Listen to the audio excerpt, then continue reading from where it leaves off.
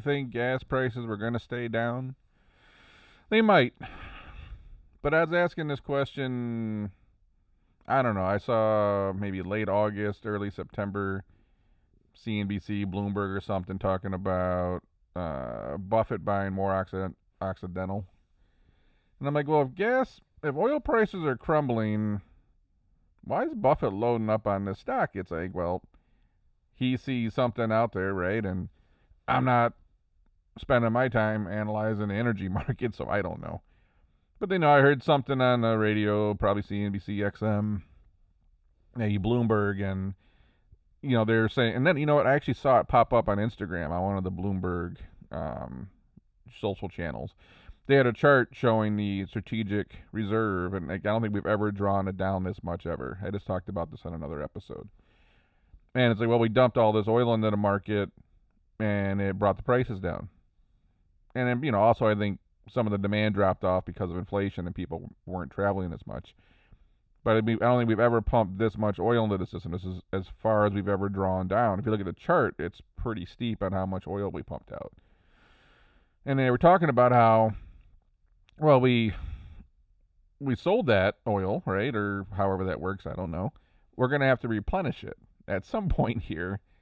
And, they were saying on the radio that, hey, elections coming up, midterms are coming up. They pumped all this oil in the system to artificially get prices down. And then after the midterm, they got to start buying that oil and put it back. And this is the problem, right? So and we're going to go from pumping more oil in, and we're going to remove that supply and replace that with demand. So it's like a double whammy. So we got to go back and get our strategic reserves back up. That's why you start hearing some of these analysts saying, hey, oil could go back up to 150. And then it's like, well, this is what Buffett probably thought, right? They're sitting back and analyzing the energy crisis that's going to go on in Europe if things don't change. Winter's coming up. We got our own problems here with inflation, supply chain, everything else under the sun. But just the simple fact that we're going to go from pumping extra inventory into the commodity market, we're going to remove that supply and then replace it with demand. And it seems like then OPEC or something, cut by 100,000 barrels a day to kind of say F you to Biden, or that's what the news headline said anyways. The world's not going to help out with supply, it seems, and we're going to have to start buying that oil on the open market to replenish. Yeah, gas prices are probably going to go back up unless the economy gets so bad that demand just falls off a cliff. So you ever look around and you think about how far out people like Buffett are looking?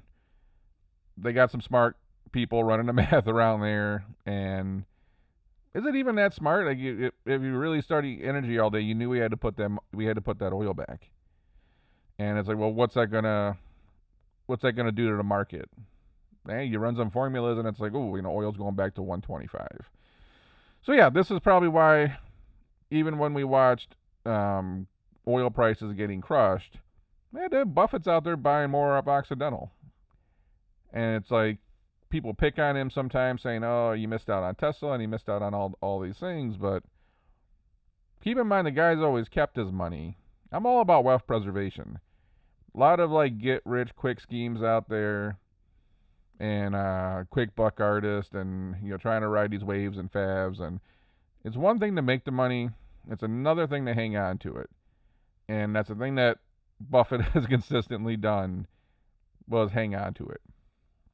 And you're looking at this play right now, doesn't even seem like rocket science. Pretty basic. We're going to stop dumping oil into the system, and then we're going to have to start buying it.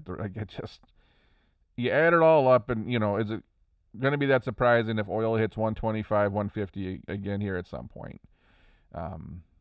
We're just going to have to see what happens in November and how, do they keep dumping oil into the system through November and December? Or is it going to be like a switch? As soon as the midterms are over, they're going to start having to fill the reserve back up.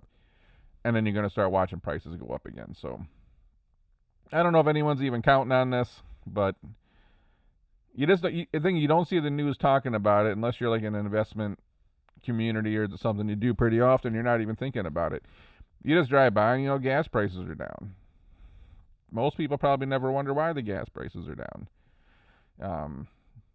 We always talk about why they're up though. So will they get on the news and say, "Oh, yeah, oil prices are up because we got to fill the reserve back up"? I don't know. Anyways, we'll see what happens in November, December. Maybe if the economy gets crushed, then maybe it won't be so bad. Economy stays the same, and we got to start buying oil on the open market. You got to imagine it's going back up 110, 115, 120. What's your prediction? Drop a comment below.